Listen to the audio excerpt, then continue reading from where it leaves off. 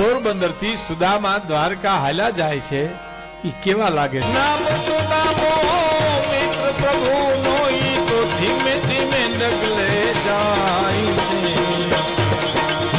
દ્વારિકાના પંથે, પ્રભુ નગરીના પંથે, બ્રાહ્મણ ચાલ્યો જાય છે, એક પથિક ચાલ્યો જાય.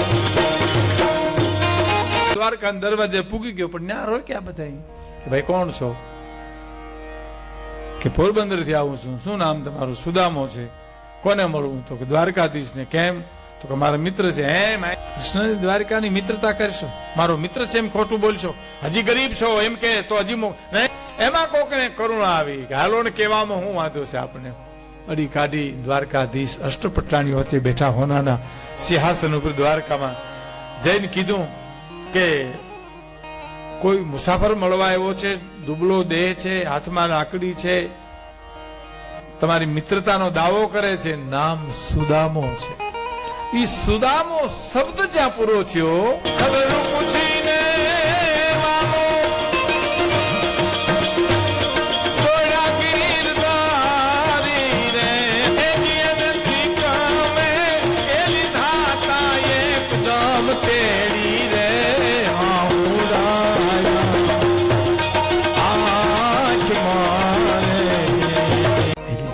તેડી સિંહાસન સુધી લઈ આવ્યા છે.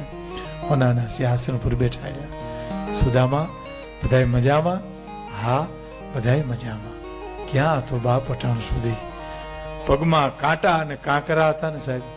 કાંકરિયું ઝીણી ઝીણી લાગે ને, દુબળપણના પગ ફાટે ને એમાં કાંકરિયું લાગે સાહેબ. એ કાંકરિયું કાઢી, કાંટા કાઢ્યા અને કૃષ્ણની આંખમાં એટલા આંસુ આવ્યા કે પાણીની જારી તો એક બાજુ પડી રહી, આહુડા સુદામાના પગ ધોઈ નાખ્યા સાહેબ. પોતાના હાથથી ધૂળ ખેરે છે સુદામા ઉપર.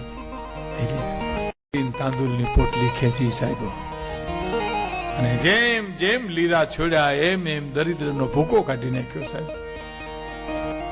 અને જેમ જેમ બુકડા ભર્યા એમ બધું આપ્યું.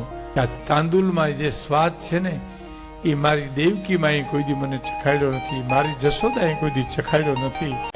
કાગ કે ઘણા દી રોક્યા અને પછી રજા માગી વિપરે રે. અને પછી એને કૃષ્ણની પાસે કાંઈ નો માગ્યું, જીવે ધન ધન એની ધારણા રે જી. જોયા કે રામ એ જાય, એ જાય, કેવી કરુણા હશે સાહેબ. હું ધારત ને તો મારી પાલખી એને પોરબંદર મૂકી આવત.